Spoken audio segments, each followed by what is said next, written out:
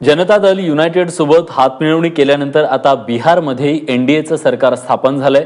दरम्यान देशात कुठल्या राज्यात भाजप किंवा भाजप प्रणित एनडीएचं सरकार आहे आणि कुठल्या राज्यात काँग्रेसची सत्ता आहे त्यावर आपण नजर टाकतोय। सुरुवात जम्मू काश्मीर पासून।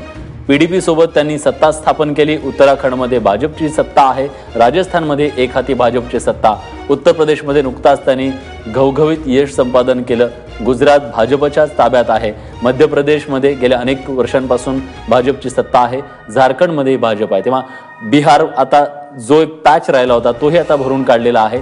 तिथेही भाजप मित्रपक्षाची सत्ता आली आहे। छत्तीसगड जवळपास उत्तर भारत आणि मध्य महाराष्ट्र म्हणजे महाराष्ट्रामध्ये सेना भाजपची सत्ता आहे।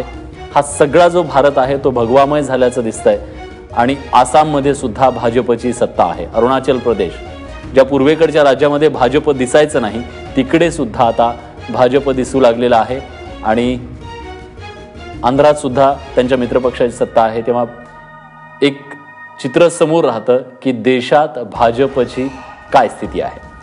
काँग्रेस पंजाब जिथे आत्ताच नुकताच त्यांना विजय संपादन करता आला। कर्नाटक एक राज्य आहे जे मोठं राज्य आज त्यांच्या हातात आहे, त्याच्यापेक्षा मोठं राज्य त्यांच्या हातात नाहीये। पूर्वेकडचं मेघालय मिझोराम हे काँग्रेसच्या हातात आहे। एक वेळ जे चित्र भाजपचं होतं ते काँग्रेसचं होतं, पण आता चित्र बदललेलं आहे आणि काँग्रेस बोटावर मोजण्या इतक्याच ठिकाणी आता अस्तित्वात आहे।